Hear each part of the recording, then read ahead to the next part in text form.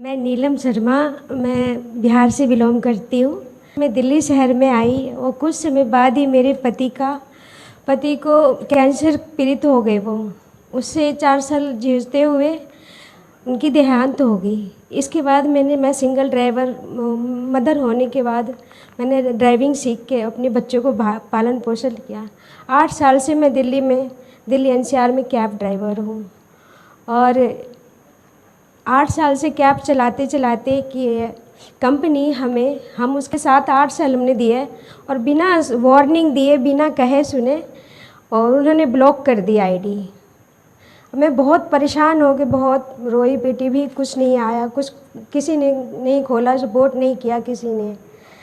और इसके बाद मैंने देखा चंद दिनों बाद ही लॉन्च होने वाला था भारत टैक्सी, तो मैंने भी डाउनलोड कर ली और सोचा जो हमारी एक नई रोशनी की किरण लेके आई है भारत टैक्सी, तो ऐसे ही हमने डाउनलोड कर ली और उसमें लिखा ही आ रहा था जो 1 जनवरी से स्टार्ट होगी।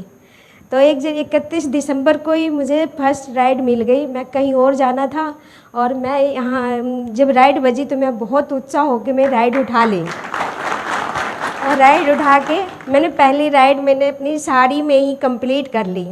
और राइडर देख के भी हमसे कह रहे, ओह फीमेल ड्राइवर। मैं कहा जी सर। फिर सर मैं यही चाहती हूँ आपसे यही निवेदन है, जो हम जैसे कि हम कहीं भी जाते हैं राइड लेने के लिए, अगर हम कहीं फंसे हुए हैं राइड के लिए, तो कोई फीमेल राइडर अगर राइड बुक करती है तो हमें प्राथमिकता महिलाओं को दिए जाए। नहीं, ये सारथी दीदी की जो कल्पना है वो इसीलिए है। आने वाले दिनों में सारथी दीदी का नाम से ऐप में प्रोविजन करेंगे, तो जो स्कूटर पर जाना है, ऑटो में जाना है, कैब लेना है, जो महिला अकेली यात्री होगी वो स्वाभाविक रूप से दीदी को प्रायोरिटी देगी।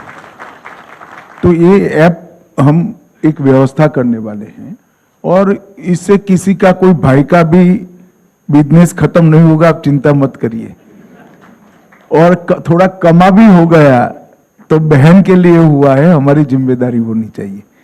मगर मुझे लगता है कि सारथी दीदी सबसे ज्यादा क्लिक करेगा, विशेषकर जो 2 व्हीलर राइड है जिसमें बैंक पर हर रोज जाना है, किसी वृद्ध माता जी को मंदिर जाना है, इस प्रकार की राइड है, इसमें सारथी दीदी बहुत क्लिक कर जाएगा। इसका मुझे तो पूरा कम से कम भरोसा है और हम आगे बढ़ेंगे।